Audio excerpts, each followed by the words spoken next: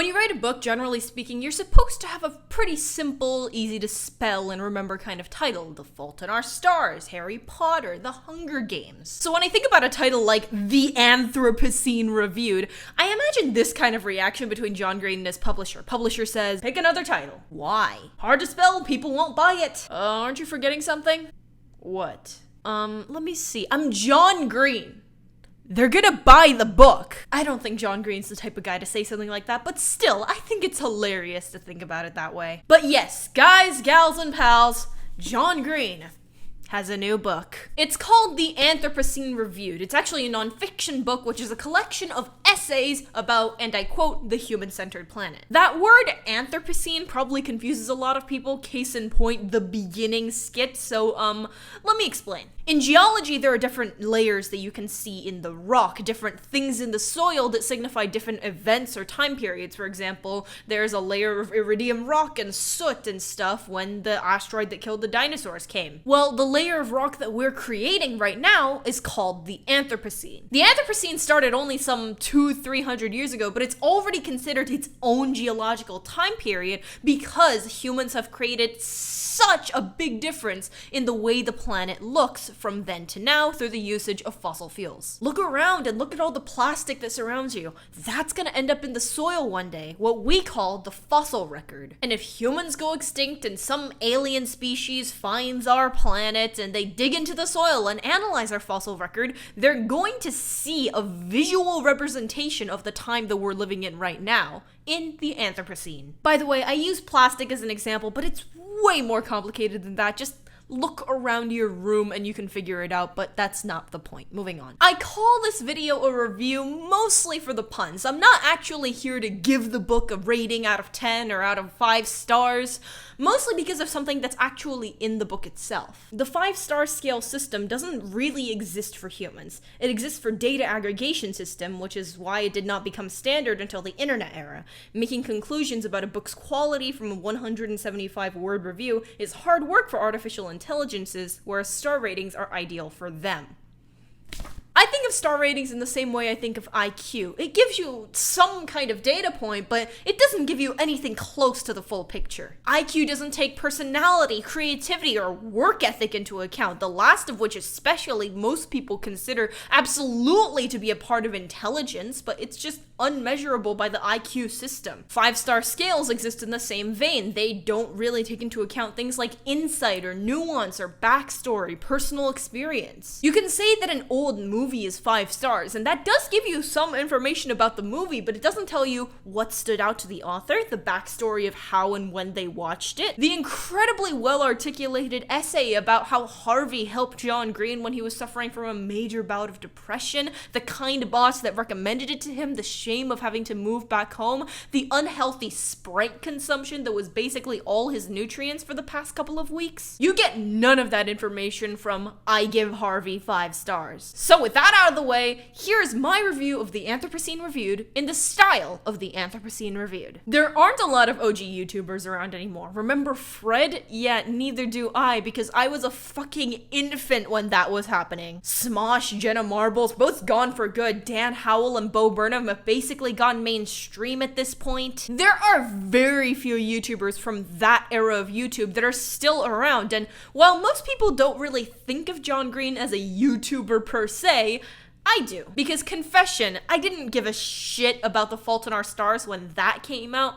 I think I only read it after I read Turtles All the Way Down, which was, I think, 6 or 7 years after. However, I did know John Green from Crash Course and from Vlogbrothers later on, which is a project that began his YouTube career all the way back in the beginning of 2007. In other words, John Green's YouTube career is only like 40 days younger than me. So to me, reading The Anthropocene Reviewed kind of feels like getting some form of fatherly advice. It has a feeling of both being fatherly, but also not condescending. That whole philosopher Van der Better Than You probably came up with his main thesis when he was smoking a joint or two. It's incredibly vulnerable, and therefore personal in the way that he writes about his own story in the same way that he would write about Asa Holmes or Hazel Grace or Miles Halter or Quentin Jacobson or Davis Pickett Jr. or Augustus Waters. God, I spend way too much time reading John Green novels. And the weird thing is, they feel a lot like his fiction works, despite the fact that he is talking to the reader the whole time. My friend Amy Krauss Rosenthal found out she had cancer not long after finishing her textbook, and she called me. She knew that in the years after my book The Fault in Our Stars was published, I'd come to know many young people who were gravely ill, and she wanted to know if I had advice for her. I told her what I think is true, that love survives death, but she wanted to know how young people react to death, how her kids would. She wanted to know if her kids and her husband would be okay, and that ripped me up. Although I'm usually quite comfortable talking with sick people, with my friend I found myself stumbling over words, overwhelmed by my own sadness and worry. They won't be, of course, but they will go on, and the love you poured into them will go on. That's what I should have said. But what I actually said, while crying, was, how can this be happening? You do so much yoga. In my experience, dying people often have wonderful stories of the horrible things healthy people say to them, but I've never heard anybody say something as stupid as, you do so much yoga. Holy shit. He has the ability to blend reality with storytelling in a way that makes you feel simultaneously as big as the universe, but also a group of neurons in your head smaller than a pea. I'm kind of going off on a small tangent here, but I believe contradictions are at the center of the human experience. We can be happy and sad at the same time. We can be angry at good news. We could be feeling powerless despite having the collective ability to end humanity several times over. We could feel unfortunate despite being in the top 0.0001% of living creatures on the planet in terms of well-being. And that's what makes writing nonfiction so tricky. You have to take all those ideas and put it into a narrative and a context that makes sense of all of those contradictions. In the same way that a fictional story has to make sense, in the same way that nonfiction sometimes doesn't. Like, for example, if somebody wrote a novel about a war and suddenly halfway through the first year of the war, soldiers on both ends just got out of their trenches and had a Christmas party together,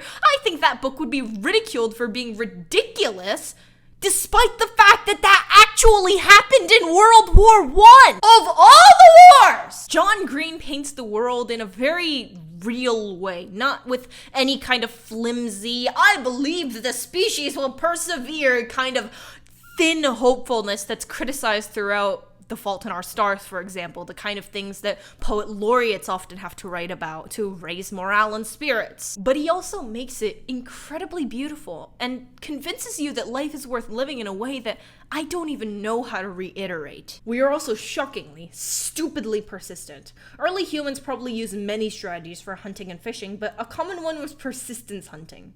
In a persistence hunt, the predator relies on tracking prowess and sheer perseverance. We would follow prey for hours, and each time it would run away from us, we'd follow, and it would run away again, and we'd follow, and it would run away again, until finally the quarry became too exhausted to continue. That's how, for tens of thousands of years, we've been eating creatures faster and stronger than us. We just keep going. We spread across 7 continents, including one that is entirely too cold for us. We sailed across oceans towards lands we couldn't see and couldn't have known we would find. One of my favorite words is dogged. I love dogged pursuits, and dogged efforts, and dogged determination. Don't get me wrong, dogs are very dogged, but they ought to call it humaned.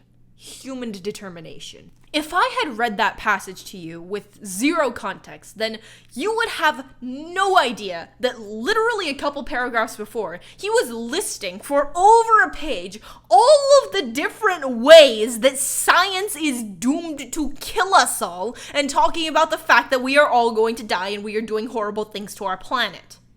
Yeah, but when you put it into words like that, it sounds so bleak. So if you actually read the passage, you'd feel like I was lying to you, even though that is, in fact, the information that he was conveying. There are a million ways to say even the most simple sentences. Simple concepts can be communicated in a million ways. You can't count the number of ways to communicate. I typed the kid's name into the search bar. It's an unusual name, easy pickings for Google. I hit enter. The first link was to a Facebook. I clicked over, and there he was, 18 years old, a decade and a half removed from the one night we spent together. He is alive. He's growing up, finding his way in the world, documenting a life that is more public than he probably realizes. But how can I not be grateful for knowing? Even if the only way to know is to lose our autonomy over our so-called selves. He is alive. He likes John Deere tractors and is a member of the Future Farmers of America. And he is alive. Scrolling through his friends, I find his parents' profiles and discover they are still married. He is alive. He likes terrible, overly manufactured country music. He is alive. He called his girlfriend Bae. Alive. Alive. Alive. This is about John Green's reaction to the fact that a boy who was a burn victim when he was 4 or 5 years old, he doesn't specify in the book, is alive. And he talks about this in the introduction, how he doesn't want to come off as a passive observer. He talks about in the introduction about how he had a conversation with his wife about it, and she told him, in the Anthropocene, there are no passive observers, only participants. So when I read this section, I can't help but think that this is another one of those contradictions.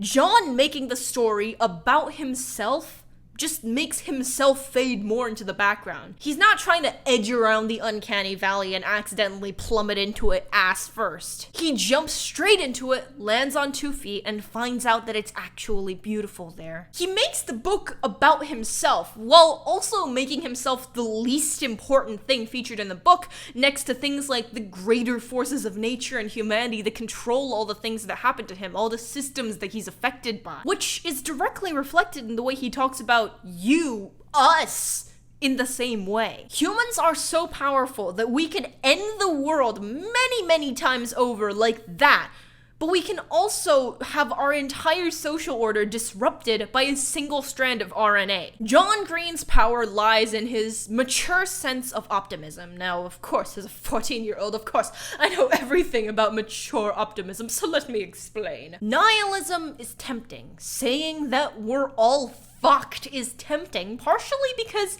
it's kind of true, and there's really no way around it. Climate change is happening, and we're doing very little to nothing about it. We have enough nuclear weapons to destroy the world many times over, and we're not working to get rid of them in any way, shape, or form. Racism, sexism, women being honor killed under Sharia law, 40-something% of homeless youth are LGBTQ. There is no but to that sentence. It is that sentence alone. The world sucks in a lot of ways, but that doesn't prevent it from being beautiful as well. Sunsets and movies and plays and songs, communities that rise up around pieces of media that technically do nothing to further the species, but do we need to be constantly thinking about furthering the species? The Anthropocene isn't about making sense. Things aren't supposed to make sense. See, for instance, the universe is simultaneously infinite but also expanding. It's easy to search for the bleak, sure, but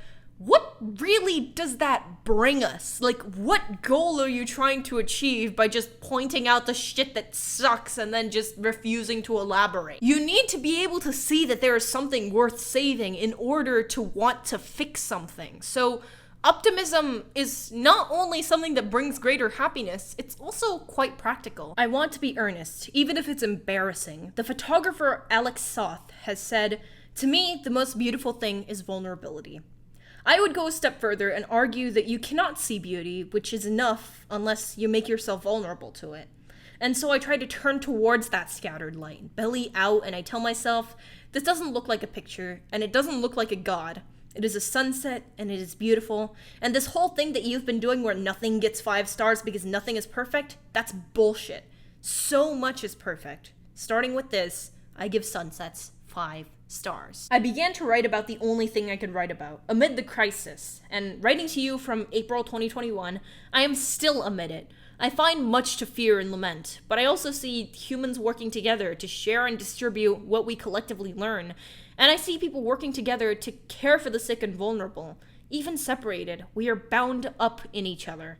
As Sarah, my wife, told me, there are no observers, only participants. John Green doesn't suffer from any kind of delusion that we will get through this no matter what because of some kind of God-given strength of humanity. He recognizes that all human strength is earned, but he also believes in our ability to earn that strength if we work hard at it. And there is happiness and beauty and progress and equity that we can bring. Again, I'm not going to give this book any sort of rating on a 5-star scale, okay? But I will say this. If you are going to give it a 5-star scale in your mind, just remember this.